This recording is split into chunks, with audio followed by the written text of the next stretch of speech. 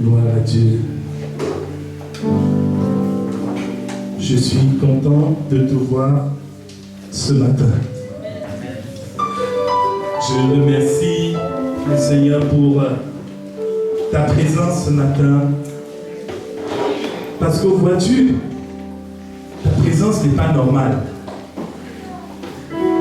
Ta présence n'est pas convaincue. Hein?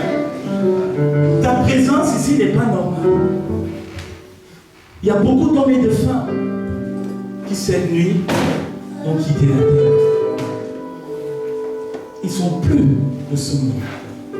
Mais à toi, à moi, l'Éternel nous a conservé la vie.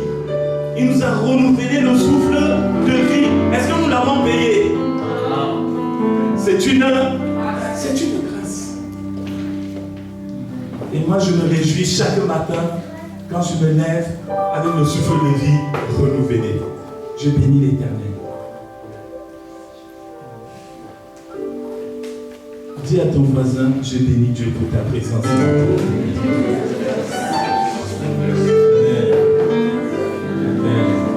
Amen. Gloire à Dieu. Nous voulons lire ce matin la parole de Dieu dans l'épître de Paul aux Philippiens. Nous lirons au chapitre 1.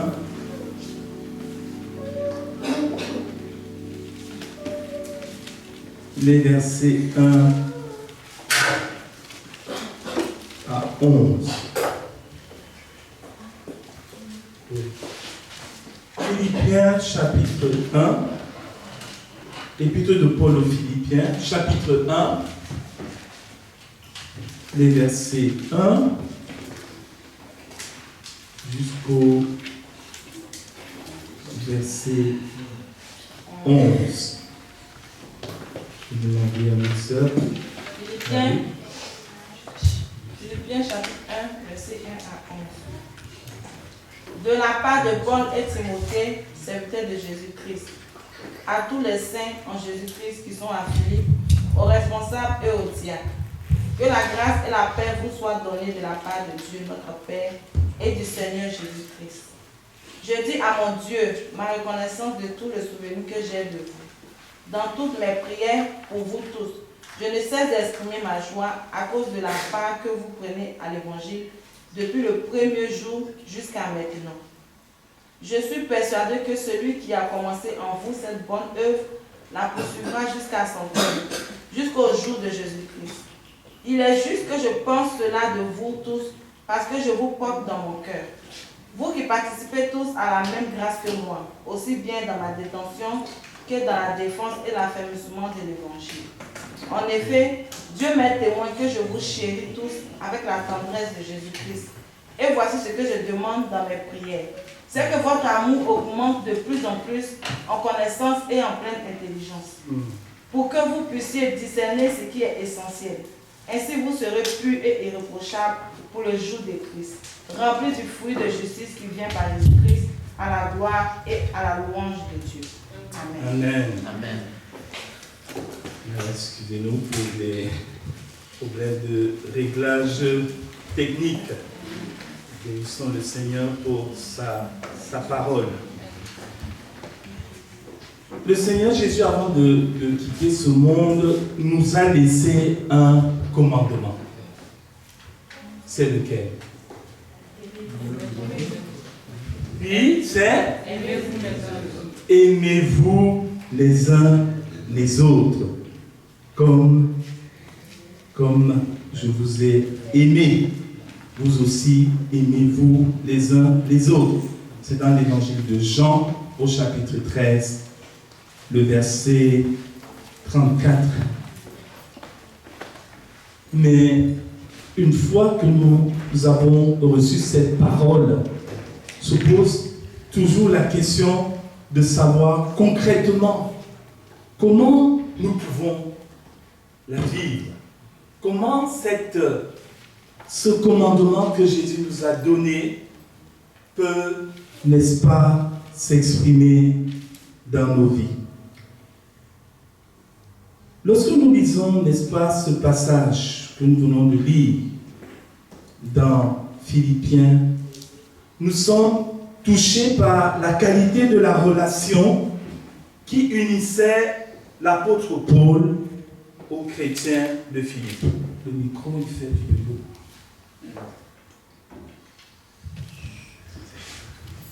Tu peux venir juste ici.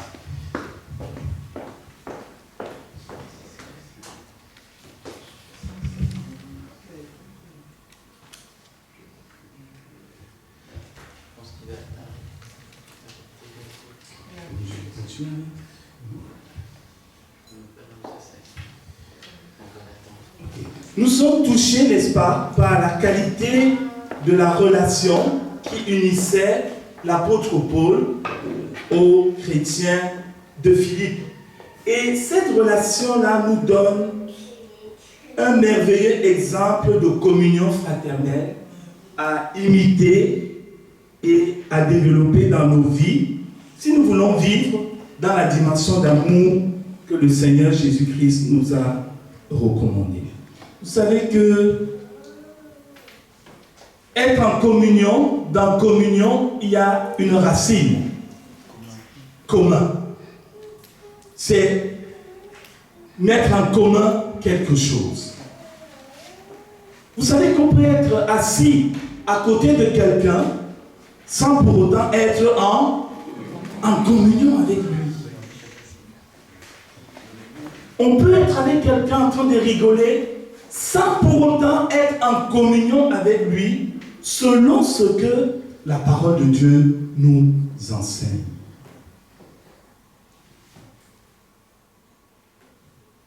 Alors nous voulons nous arrêter là sur le passage que nous avons lu pour voir un peu qu'est-ce que la parole de Dieu nous apprend sur les caractéristiques de la communion fraternelle qui unissait l'apôtre Paul aux chrétiens de Philippe, aux Philippiens. Je voudrais rappeler tout d'abord que Paul a écrit cette lettre alors qu'il était en prison à Rome.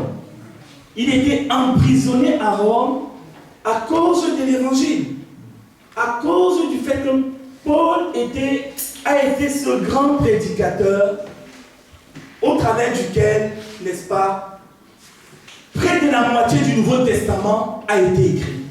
La moitié du Nouveau Testament contient les écrits de l'apôtre Paul.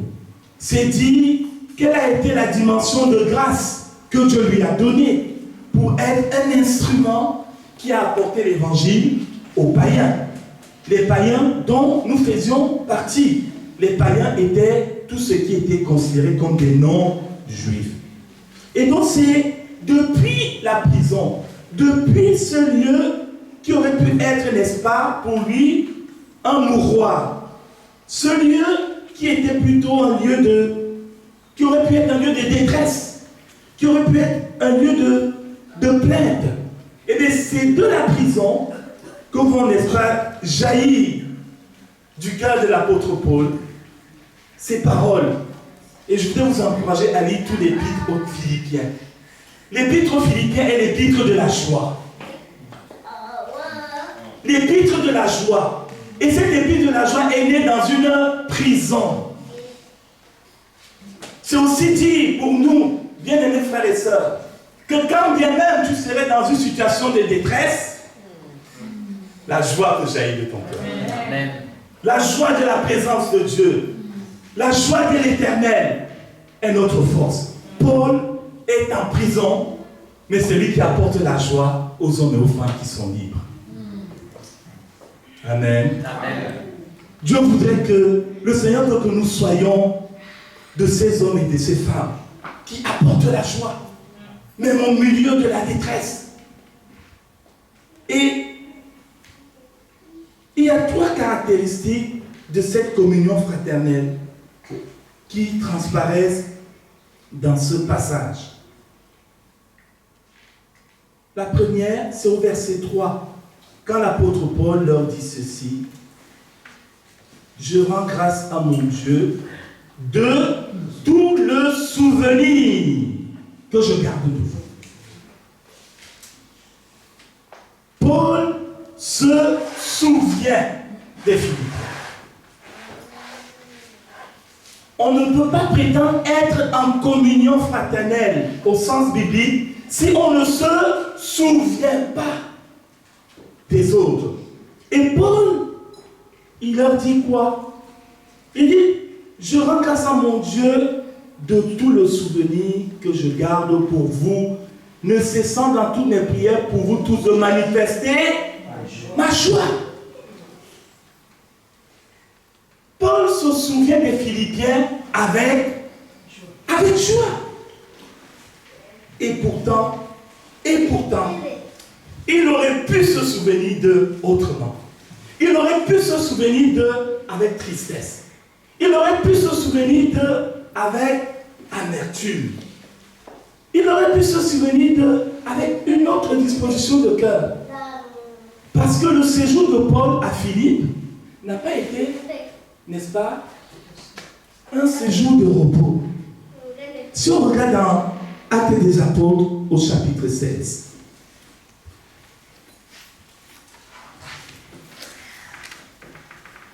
Actes des Apôtres, si nous regardons au chapitre 16, nous verrons que ce séjour n'a pas du tout été un séjour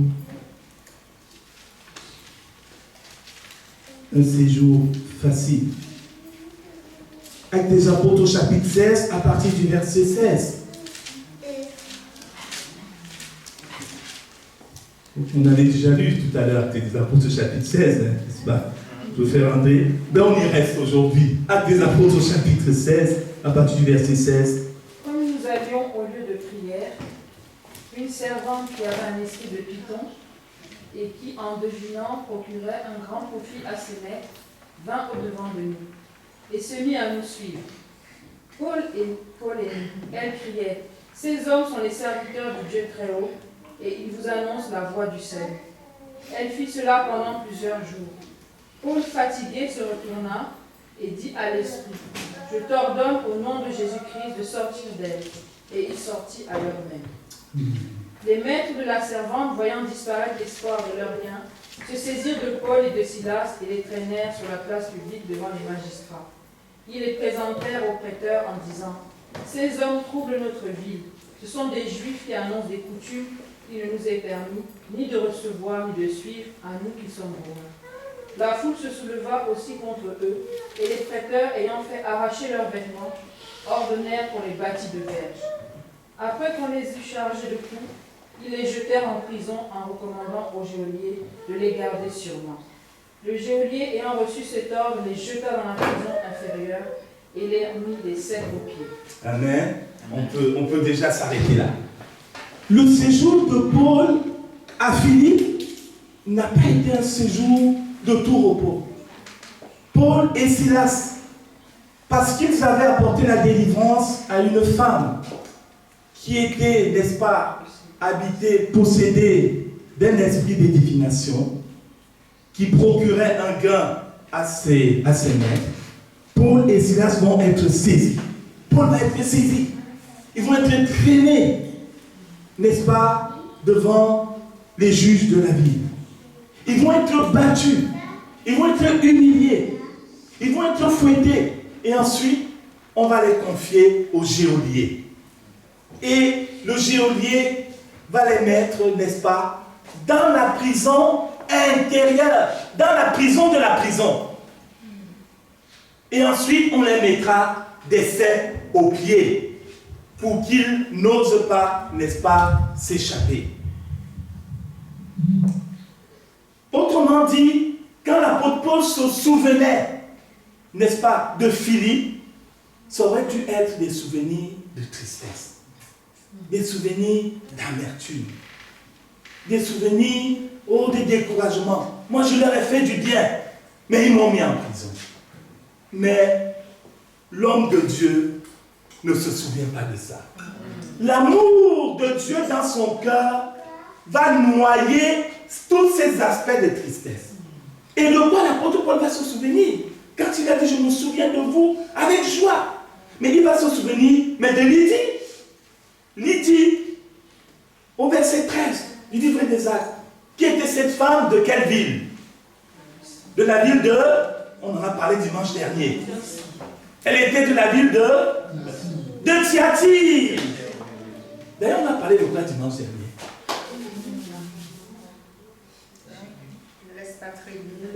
Ah! Mais la sœur Gina n'était pas là au culte. Mais c'est elle qui retient. Et vous qui étiez là, vous ne retenez pas? Oh! Merci, chère sœur. C'était ne laisse pas traîner. Les paroles que le Seigneur Jésus a adressées à l'église de Thyatire. Lydie était de Thyatire. Et l'apôtre Paul pouvait se souvenir de Lydie. Parce que cette femme, qui était une femme de haute distinction, avait reçu l'évangile de Christ où?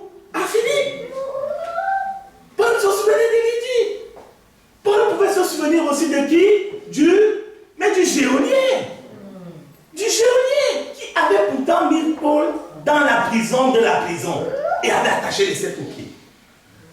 Mais quand Paul et Silas, comme cela nous a été rappelé ce matin, se sont mis à louer Dieu, et la prison a tremblé. La prison a tremblé. Les chaînes des prisonniers sont tombées de leurs pieds. Et là, le geôlier, il est venu. Il est venu vers qui? Vers Paul. Il n'est pas venu vers les autres prisonniers parce qu'il savait que ce qui s'était passé venait de qui? Mais de Paul. Ce n'était pas un tremblement de terre anodin. Non, il savait que c'est eux. Dieu avec eux. Paul se souvenait du geôlier. Parce que le geôlier avait donné sa vie à Jésus. Amen. Amen. Bien-aimés frères et sœurs, ça vaut la peine pour nous de nous poser la question de savoir de quoi nous nous souvenons. Tu te souviens de quoi?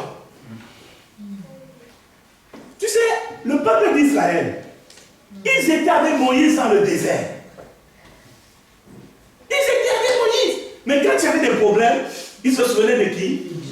De l'Égypte. Ils disaient à Moïse, mais Moïse, nous en Égypte, on mangeait du bon poisson. On mangeait des concombres. On avait à manger. Mais ici, dans le désert, on ne mangeait rien. Ils n'étaient pas en communion avec Moïse. Ils étaient en communion avec l'Égypte. Tu sais, ce dont tu te souviens nous indique avec qui tu es en communion. Nos pensées nous disent véritablement où nous sommes. Mais des fois, tu parles avec quelqu'un, tu vois, il t'écoute, mais tu sais qu'il ne t'écoute pas. Et tu lui dis, mais écoute-moi. Parce qu'il est là avec toi, mais il n'est pas avec toi. Il est là physiquement, mais il n'est pas là. Il est ailleurs. De quoi tu te souviens, mon frère, ma soeur? Est-ce que ton cœur se souvient des frères et sœurs? Avec joie? Ou alors, quand tu te souviens d'eux, je me souviens, il m'avait fait ça. Tu sais, quand tu remplis ton cœur de souvenirs amers, tu deviens toi-même amer. Tu perds la joie. Mais l'homme de Dieu se souvenait des Philippiens avec joie. La Bible dit que l'homme est tel que sont les pensées de son cœur. Nous sommes à l'image de nos pensées. Et nous avons ici un exemple de ce que l'apôtre Paul lui-même enseignait. Parce qu'il ne suffit pas d'enseigner, mais il faut pratiquer. Dans Philippiens 4, verset 8, que nous dit l'apôtre Paul? Philippiens chapitre 4, verset 8. C'est des passages que j'ai déjà lus et relus parce que ça m'aide. Que tout ce qui est soit l'objet. Que tout ce qui est vrai, tout ce qui est honorable, tout ce qui est juste, tout ce qui est pur, tout ce qui est aimable, tout ce qui mérite l'approbation, ce qui est vertueux et digne de louange, soit l'objet de vos pensées. Paul se souvenait d'une manière aimable des Philippiens. Oh Seigneur, merci pour ta grâce qui s'est manifestée pendant ce séjour à Philippe, où j'étais emprisonné, mais j'ai vu Lydie convertie, j'ai vu le geôlier converti, j'ai vu les Philippiens grandir dans le message de l'évangile. Nous devons contrôler nos pensées, frères et sœurs. Nous devons contrôler nos souvenirs. Parce que nos souvenirs sont souvent le lieu par lequel le diable passe pour nous atteindre. Les souvenirs. Regarde, il y a des chrétiens, ils commencent à se souvenir de son ancienne vie. J'étais quand même bien avec le gars là. Tu oublies comment tu étais. Moche, excusez-moi l'expression. Comme ça, tu oublies que tu étais esclave.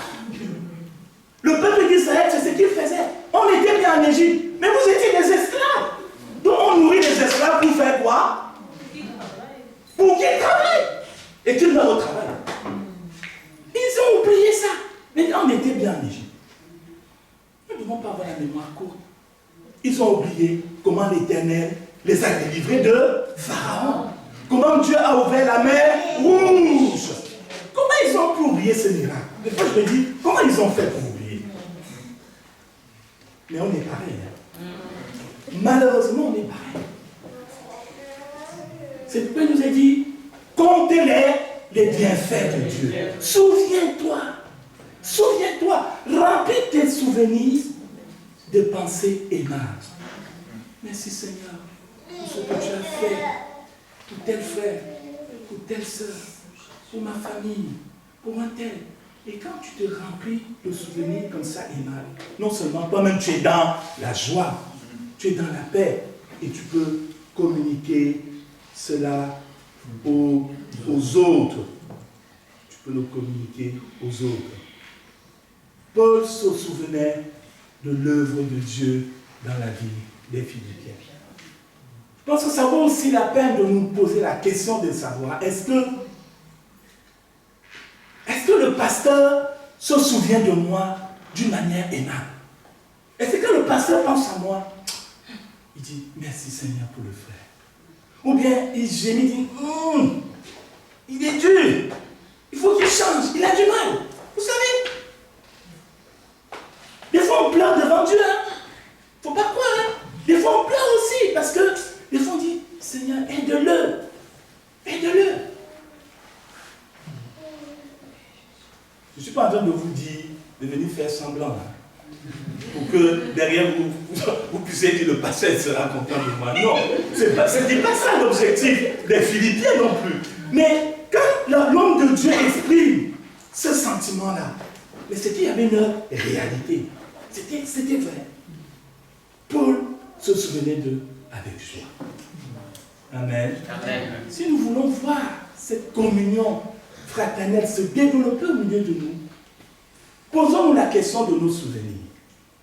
D'abord, est-ce que nous nous souvenons dans la semaine des frères et sœurs? Ou bien une fois que nous nous sommes vus le dimanche, nous sommes happés par la vie courante, par la pression, par les contraintes, et on se souvient peut-être jeudi ou au cours d'un SMS, ou alors devant Dieu, on peut dire, Seigneur, vraiment, je suis touché par le témoignage de vie du frère, de la sœur. Ça me réjouit. Bénis-le. Amen. Amen. Bénis-la. Encourage-le. Je me souviens de vous. C'est le premier aspect, n'est-ce pas, de la communion fraternelle, bien-aimés frères et sœurs, que nous devons développer dans nos vies. Mais l'apôtre Paul ne se contentait pas de se souvenir d'eux. Paul dit au verset 7, « Il est juste que je pense ainsi de vous tous, parce que je vous porte dans mon cœur. » Je me souviens de vous, mais je ne me contente pas seulement de me souvenir de vous, mais je vous porte dans mon cœur. Paul va en profondeur. Il va en profondeur, n'est-ce pas, dans l'expression de son amour pour les Philippiens, dans l'expression de la communion fraternelle. Vous savez, on peut se souvenir des gens sans vraiment les porter dans son cœur. On se souvient de lui comme un flash. Je me suis souvenu de lui et je suis passé à autre chose. Mais Paul leur dit non. Ce n'est pas que je me souviens de vous comme un flash, mais je vous porte dans mon cœur.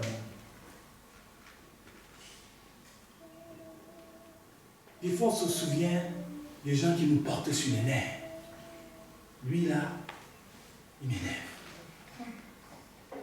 Les gens qui nous énervent, on se souvient d'eux. Facilement. Il m'énerve. Mais Paul dit ici, je vous porte dans mon cœur. Et il rajoute en disant, il est juste que je pense ainsi de vous tous, parce que je vous porte dans mon cœur, soit dans mes liens, soit dans la défense et la confirmation de l'évangile, vous tous qui participez à la même grâce que moi. Car Dieu m'est témoin que je vous chéris tous avec la tendresse de Jésus-Christ. Paul rajoute, peut-être que chez les Philippiens, il y en a qui auraient pu penser que, mais est-ce qu'il n'exagère pas? Mais Paul dit, non, je n'exagère pas. Dieu m'est témoin. Il prend Dieu à témoin. Paul leur dit, mais ce qu'il y a en moi pour vous, Dieu en est témoin. C'est vrai. Je vous chéris de la tendresse de Jésus-Christ. C'est une parole très forte. Amen. C'est une parole, moi, qui me bouscule. Et je pense qu'elle devrait me bousculer toujours. On m'a dit, mais est-ce que je chéris les frères et sœurs? Tu sais, quand tu as dit chéri, après j'aurais dit, qu'est-ce que tu as fait? Ça ne colle pas. On est d'accord. Quand tu dis chéri, c'est doux, ça apaise, ça t'oblige toi-même à faire attention à ce que tu vas dire. Paul dit, je vous chéris tous de la tendresse de Jésus. Notre amour, bien-aimés frères et sœurs, doit aller en profondeur. Ça ne doit pas être un amour hypocrite. Ça ne doit pas être un amour en superficialité. Vous savez, l'amour biblique est le signe qu'on est sauvé. C'est le signe, c'est ce qui prouve que nous sommes vraiment nés de nouveau, que Dieu nous a rachetés. Que dit l'apôtre, c'est l'apôtre Jean, dans 1 Jean au chapitre 3, verset 14. 1 Jean chapitre 3, verset 14. Ne néglige pas ce problème de la communion fraternelle. Si tu es souvent irrité contre les gens, prends ça au sérieux. Ne dis pas c'est pas grave. Non, ça manifeste quelque chose. 1 Jean chapitre 3, verset 14 nous dit quoi? Nous dit, nous savons que nous sommes passés de la mort à la vie parce que nous aimons les frères. Donc si nous n'aimons pas, ça veut dire qu'on n'est pas passé de la mort à la vie. Donc on est resté où? Dans la mort. On ne peut pas faire semblant d'aimer. L'amour chrétien est la manifestation de l'amour que Dieu nous a exprimé, que Dieu nous a témoigné. Vous vous souvenez de cette parabole du serviteur impitoyable dans Matthieu chapitre 18. Ce serviteur à qui son maître avait remis une dette qu'il ne pouvait même pas rembourser. Une dette inouïe. Ce serviteur, son maître lui a fait compassion. Mais lui, quand il a rencontré son collègue qui lui devait pas grand-chose, rien, il a serré son collègue à la gorge. Tu rembourses aujourd'hui. Ça fait depuis que je t'ai prêté, tu rembourses. Il ne s'est pas souvenu que son maître lui avait fait grâce. Et la Bible dit, Jésus dit, que va faire le maître? Le maître, il va demander au bourreau de s'emparer de ce serviteur impitoyable. Bien-aimés frères et sœurs, des fois nous sommes comme ces serviteurs impitoyables-là. Lorsque dans nos cœurs, cet amour de Dieu ne s'exprime pas comme il devrait être. Celui qui n'aime pas demeure dans la mort. Quiconque hait son frère est un meurtrier. Et vous savez qu'aucun meurtrier n'a la vie éternelle demeurant en lui. L'amour, c'est ce signe du salut, c'est ce lien, n'est-ce pas, qui va nous unir les uns aux autres, Parce que nous avons en commun Jésus-Christ, ce précieux Sauveur et Seigneur que Dieu nous a donné. En lui, nous avons en commun la vie éternelle, quelles que soient nos origines, quelles que soient nos cultures. Hier, j'étais en formation avec les bien-aimés frères et sœurs à Argenteuil, le pasteur Sosten aussi, et un pasteur qui intervenait, n'est-ce pas, pour des questions de vision, d'organisation au sein de l'Église. Et il disait une chose, il disait, et c'est vrai, que l'Église de Jésus-Christ est le seul endroit où on vit véritablement le multiculturalisme. Dans l'Église, on trouve vraiment des hommes, des femmes qui viennent d'horizons différents, de cultures différentes, de couleurs de peau différentes, mais qui vivent ensemble. Et ça, c'est le signe même de la présence de Dieu au sein de l'Église. Je vous mets au défi de trouver une autre structure où les gens différents arrivent vraiment à vivre ensemble sans qu'il y ait des étincelles à chaque fois, des éruptions volcaniques. Ça ne veut pas dire que dans l'Église, ces choses ne puissent pas arriver. Mais nous devons nous humilier quand ces choses arrivent. Parce que quand ces choses arrivent, ça veut dire que quelque part, l'amour a faibli. L'amour a faibli. L'apôtre Paul dit qu'il les porte dans son cœur. Et il dit, il est juste que je pense ainsi de vous tous, parce que je vous porte dans mon cœur, soit dans mes liens, soit dans la défense et la confirmation de l'évangile. Paul était emprisonné à Rome. Donc il était dans les liens, il n'était pas libre.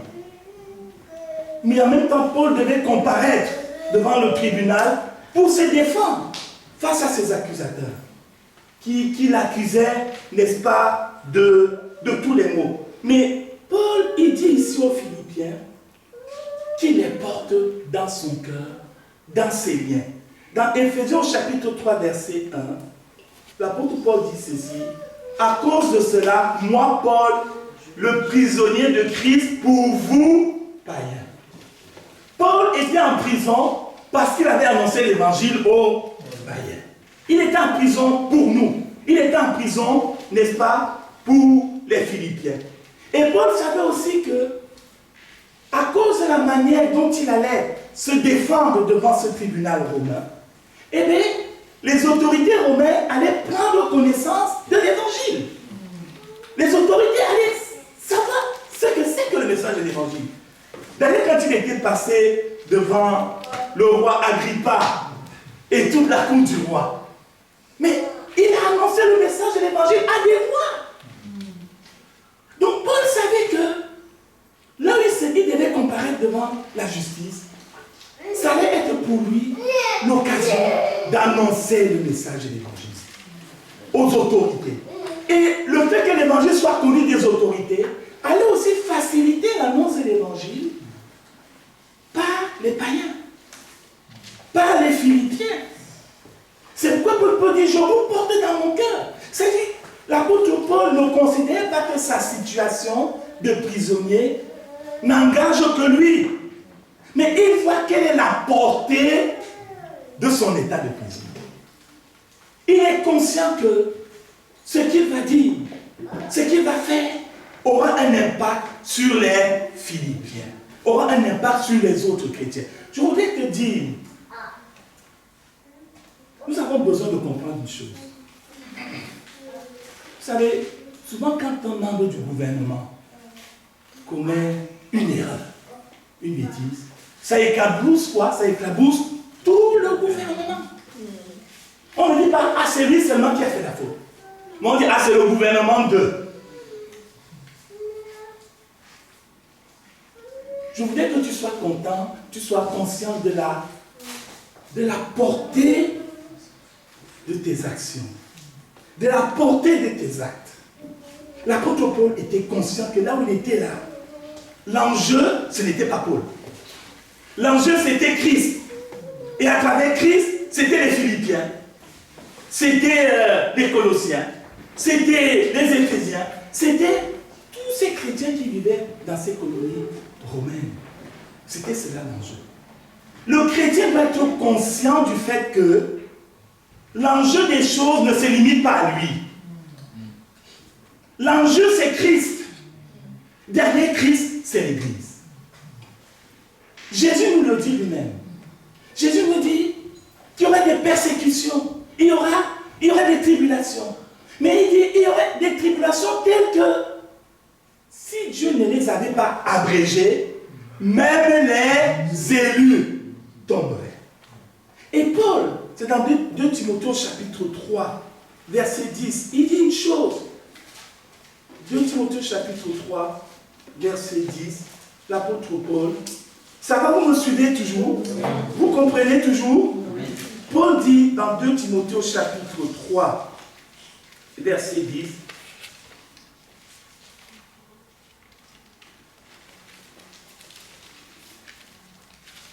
c'est la bonne référence.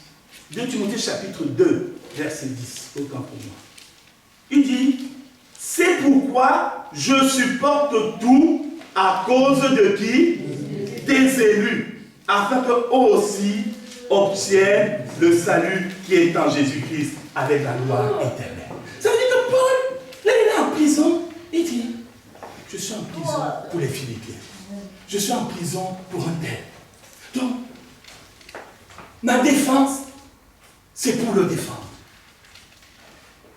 Si je vais rester plus pour qu'on ne dise pas n'importe quoi du message de l'évangile. Il y a un autre homme de Dieu, c'est Asaph. Dans le psaume 73, il se posait des questions sur les méchants. Il disait, ah, les méchants, et ils prospèrent. Il se moque de Dieu, mais Dieu les bénit. Il disait, mais moi je ne comprends pas. Et il se posait des questions. Et Asaph, il dit quoi? C'est dans le psaume 73, verset 15. Asaph, il dit à un moment dans sa réflexion, il dit, mais si je disais, je veux parler comme les méchants. Si je disais, je veux parler comme eux, voici, je trahirai la race de tes enfants. Je voudrais que tu comprennes que tu portes dans ton cœur l'église de Jésus-Christ. Là où tu es, dans ton travail, ne dis pas je suis seul. Tu n'es pas seul. Tu n'es pas seul. Tu portes dans ton cœur l'église de Dieu. Si tu as un mauvais comportement, ça va rejaillir sur toute l'église. Pourquoi? Parce que quand un jour on va rencontrer un de tes collègues qui t'a vu avec ton comportement bizarre, et qu'on va lui dire, monsieur, Jésus vous aime. Ah oui, c'était jamais un collègue là, il parlait souvent de Jésus, mais le gars était faux. Quand il t'a lâché ça, tu fermes la bouche. Tu as trahi la race des enfants de Dieu. L'apôtre Paul porte dans son cœur les Philippiens. Il comprend la responsabilité qu'il a. Le chrétien doit comprendre quelle est sa responsabilité. Tu dois le comprendre. Tu n'es pas un chrétien isolé quelque part. Tu es le représentant de la race royale. Amen. Tu es un prince de Dieu. Princesse de l'Éternel. Un prince ne se comporte pas n'importe comment. Une princesse non plus. Même si de nos jours, il y a des bizarreries. Mais prince de Dieu, non. Je vous porte dans mon cœur, que ce soit dans mes liens ou dans la défense de l'évangile. Sois conscient de ta responsabilité. Tu portes dans ton cœur Christ et tu portes l'église de Dieu. Tu peux le dire à ton voisin, tu portes dans ton cœur l'église de Dieu.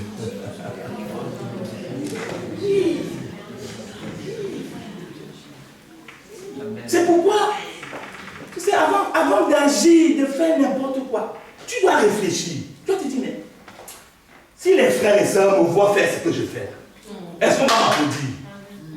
Quand je te pose cette question, hein, ça coupe net. Si tu étais en train de vouloir faire une bizarrerie, tu dis non. Si le frère Daniel, il me voit, il va dire, mais qu'est-ce qui t'arrive?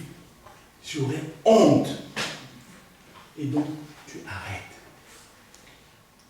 Si tu as l'habitude d'être fâché comme un volcan, tu dis, quand les frères vont me voir et sœurs, il loue Dieu. Maintenant, il loue qui là? emporté par la colère. Là, tu vas commencer à prier ton Seigneur, aide-moi. Ce comportement que j'ai là, il n'est pas cohérent. Je vous porte dans mon cœur. Amen. Amen. Troisième point qui apparaît dans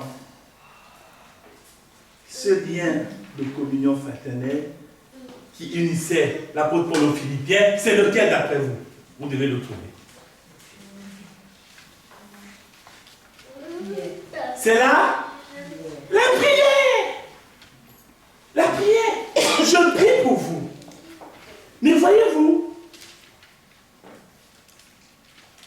je prie pour vous ne vient pas avant. Je prie pour vous parce que je me souviens de vous et parce que je vous porte dans mon cœur. Aujourd'hui, des fois, on dit, prions pour le frère. Seigneur, s'il te plaît, aide le frère. Non, prions. On aurait pu même appuyer sur une machine bouton. Priez. Priez. Est-ce que tu te souviens du frère ou de la sœur? Ton amour est vrai. Est-ce que tu le portes dans ton cœur? Vous savez, des fois, nos prières sont des prières que je considère comme des prières électrons libres. C'est détaché. Ce n'est pas associé à l'ensemble. Ce n'est pas sur un fondement de vérité. Et des fois, nous-mêmes, quand on prie comme ça, nous-mêmes, on n'est pas convaincus.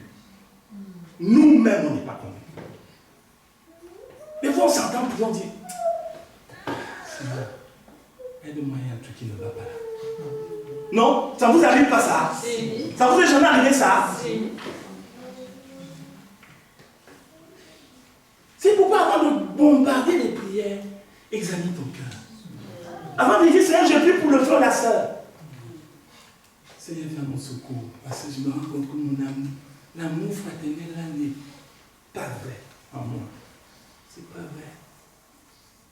Je m'humilie devant toi. Au nom de Jésus, aide-moi. Seigneur, je veux prier pour mon frère. Oui, là, tu te rabaisses. Parce que tu te rends compte que tu n'es pas encore au diapason d'amour que Christ nous demande. Et quand tu te rabaisses ici, là, Dieu va t'élever. Tu vas pouvoir prier. Je me souviens de vous. Je vous porte dans mon cœur. Et là, l'apôtre Paul peut dire, je prie pour vous. Je prie pour vous. Vous vous souvenez dans l'Ancien Testament, le grand sacrificateur, le souverain sacrificateur, il avait un vêtement. C'était un éphod qu'il avait sur lui. Et dans ce vêtement-là, il y avait quoi? Il y avait des pierres qui étaient, n'est-ce pas, enchâssées dans le vêtement. Et chaque pierre représentait une tribu. Et donc, quand il devait rentrer dans le lieu très saint pour exercer le sacerdoce, il devait être revêtu comme cela. Il portait dans son cœur les 12 tribus pour aller exercer le sacerdoce. Ça veut dire quoi? Ça veut dire, bien, mes frères, c'est quand nous prions, il faut qu'on porte dans nos cœurs les frères et sœurs. Si nous ne portons pas, si l'amour ne nous amène pas à porter les gens, à rentrer dans la présence de Dieu, en les portant avec joie, avec amour, notre prière va être bloquée.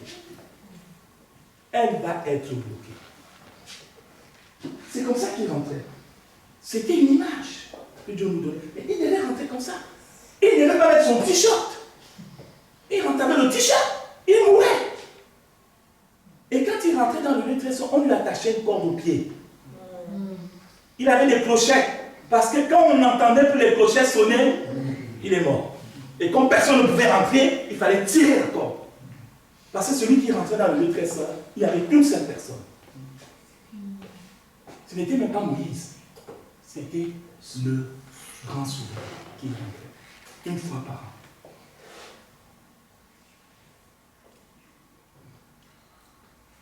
Paul prie pour les Philippiens. Et il prie pourquoi? Au verset 9. Il dit, et ce que je demande dans mes prières, c'est que votre amour augmente de plus en plus en connaissance et en pleine intelligence. Paul prie pour que leur amour augmente. C'est vrai que quand, dans nos sujets de prière, c'est vrai, on aime prier pour le problème. Le frère a tel problème, prions pour lui. La sœur a tel problème, prions pour lui. On aime bien prier pour les problèmes. C'est vrai. Ce n'est pas qu'il faut prier pour les problèmes. Mais il faut aller plus loin. Ici, l'apôtre Paul, il n'est pas en train de prier pour un problème des Philippiens. Mais il prie pour leur maturité. Philippiens, il faut grandir. Et pour grandir, on va commencer par le commencement. Et le commencement, c'est quoi? Le commencement, c'est quoi? L'amour. Allez, c'est l'amour. C'est l'amour de Dieu qui a amené Dieu à envoyer qui? Jésus. C'est l'amour chrétien qui sert de fondement. Si tu n'as pas l'amour, tu n'auras pas la joie. Tu ne peux pas avoir la joie de Dieu sans amour. Donc Paul, il prie pour la base. Il dit, ce que je demande dans mes prières, c'est que votre amour augmente de plus en plus en connaissance. En connaissance et en pleine intelligence pour le discernement des choses les meilleures. L'amour chrétien n'est pas en guillemets un amour bête, mais c'est un amour qui connaît, qui comprend Dieu, qui comprend la volonté de Dieu, en connaissance, en pleine intelligence. Un amour qui est conseillé par le Saint-Esprit. Ce matin, c'est prier, Seigneur, que nous voulons l'esprit de conseil. Et Paul prie pour que les Philippiens ils soient éclairés dans leur amour, pour qu'ils puissent faire quoi, qu'ils puissent discerner. Le discernement est important. L'amour chrétien doit toujours aller de pair avec le discernement. Le discernement. Pour comprendre la volonté de Dieu pour toi. Vous savez, quand on n'a pas le discernement, on peut prendre des engagements qu'on va regretter demain. On s'engage. Tiens, je veux me marier avec un tel. Tiens, je veux faire ceci. Quand tu n'as pas le discernement, tu penses que tout est bien. C'est l'homme de ma vie. C'est la femme de ma vie. Qui te l'a dit? Moi-même. Hein? Ça n'engage que toi. Quand tu vas pleurer dedans, c'est pourquoi il prie pour le discernement. Nous avons besoin d'avoir le discernement. Sans discernement, nous sommes fragiles. C'est vrai pour nous tous, bien aimés frères et sœurs. Vous savez, la Bible ne dit pas que le diable se présente devant nous avec des corps. Mais il vient en ange de lumière. Il vient en bien. Oh, c'est moi. Ça fait depuis que tu m'attends, mais c'est moi. C'est pas toi. C'est pas toi. C'est qu'on a besoin du discernement pour voir au-delà, n'est-ce pas? Au-delà de cette apparence. Pour voir ce qui est véritablement caché derrière. C'est qui là exactement? Il est vrai celui-là.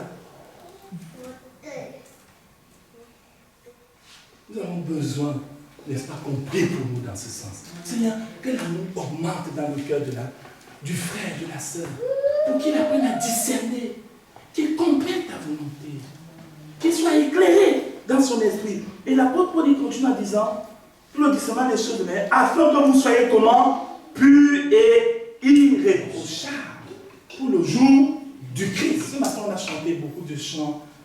On disait, Seigneur Jésus, viens. Viens, Seigneur. Et Paul, il a cela en vue. Mais il dit, Seigneur, je veux que les Philippiens, quand tu vas revenir, tu les trouves comment? Purs et irréprochables. Regardez le niveau de prière que l'apôtre Paul place pour la maturité, que l'amour augmente en qualité, connaissance, intelligence, mais aussi pour la pureté, la sanctification de nos vies. Nous devons prier pour ces sujets. Nous ne devons pas seulement prier, Seigneur, aide-moi pour avoir le travail. C'est quoi le travail pour Dieu? N'est-ce pas celui qui a dit que l'homme doit travailler? Donc il va dire à l'homme de travailler et il ne va pas lui donner le travail. Notre Dieu est cohérent. Il va donner le travail.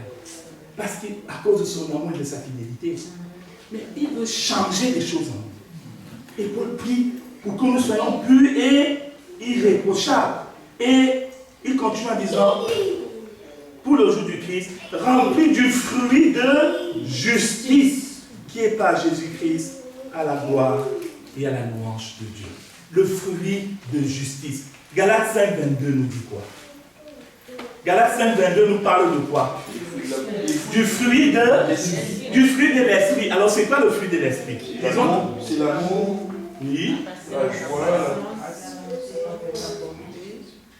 On va tous lire Galates 5, 22. Ensemble. On va tous ouvrir nos Bibles dans Galates 5, 22. On va le lire ensemble. Galates 5, 22. Vous y êtes? Oui, c'est l'amour. Mais le fruit de l'esprit, c'est l'amour, la joie, la paix, la patience, la bonté, la bénignité, la fidélité, la douceur, la tempérance. Amen. Ou la maîtrise de soi. Vous voyez que ce fruit-là commence par l'amour. Il ne commence pas par la joie, mais l'amour.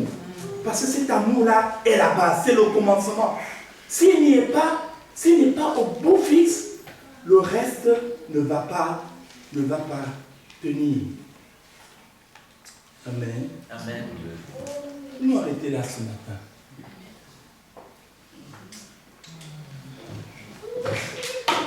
Est-ce que tu voudrais grandir dans cet amour fraternel? Dans ces dimensions-là? Est-ce que tu dois vraiment travailler par rapport à ça? Parce qu'il faut aller travailler. Si tu te dis, ah c'est super, le message est bien reçu, mais que tu ne travailles pas, ça ne va pas changer. Il faut que tu travailles. Tu te dis, voilà, moi, dans mes souvenirs, je me souviens de qui, de quoi. Ou alors je ne me souviens même pas. Okay. Donc, problème. Donc je me souviens de personne. Donc, Seigneur, toi-même aide-moi. Aide-moi. Je veux que mes souvenirs, dans mes souvenirs, je me souviens des bien-aimés que tu aimes. Parce que Dieu, lui, se souvient de nous. Dieu dit, je ne t'oublie pas. Je ne t'oublie pas. Il dit qu'il a gravé nos noms dans sa main. Il a inscrit nos noms dans le livre de vie. Donc quand il regarde, ah, il voit mon nom. Ah, il voit ton nom. Il te souvient. Tiens, je veux porter dans mon cœur les bien-aimés frères et sœurs. Peut-être je veux porter un tel, parce qu'il m'a fait telle ou telle chose. Et donc dans mes discours, j'avais toujours tendance à rappeler qu'il avait fait ça. Ton discours doit changer. Ton discours doit vraiment changer. Ou alors peut-être tu fais semblant, tu ris avec la personne, mais en fait, tu te fâches derrière. Vous savez, Dieu nous montre des choses. Hein. Il faut dire rien. Mais Dieu nous montre. Il a, le frère là, la soeur là, il est faux. Il est faux. Nous-mêmes, nous devons nous reprendre. On dit non, là, j'ai pas été vrai. J'ai été un peu hypocrite. Il dit, Seigneur, aide-moi. Aide-moi. Parce que moi, mon cœur là est bizarre. Non? Des fois, les cœurs sont bizarres, non? D'accord. On est la même chair là. Les cœurs est bizarre. Et nous devons le dire au Seigneur. Seigneur, aide-moi. Aide-moi. Pardonne-moi. Je ne peux pas prétendre aimer si dans mon cœur j'ai ces sentiments-là. Jésus nous dit, si même tu es en colère contre ton frère ou ta soeur, si tu dis à ton frère, raka, ça dit imbécile. Jésus dit, tu mérites déjà d'être puni. Il dit, tu mérites, vaut rien. Jésus dit, tu mérites déjà même d'être puni. Regardez le niveau que Dieu met concernant l'amour fraternel. Nous sommes tous concernés, bien aimés frères et sœurs. Je vais nous inviter en ce moment à prier. Je vais t'inviter par rapport à ce que tu as entendu. Laisse l'Esprit de Dieu te montrer la direction où tu dois progresser là. Laisse le Saint-Esprit te parler. Prends cela au sérieux, mon frère, ma soeur. Prends cela au sérieux. Ça, c'est une condition d'entrer au ciel. S'il te plaît.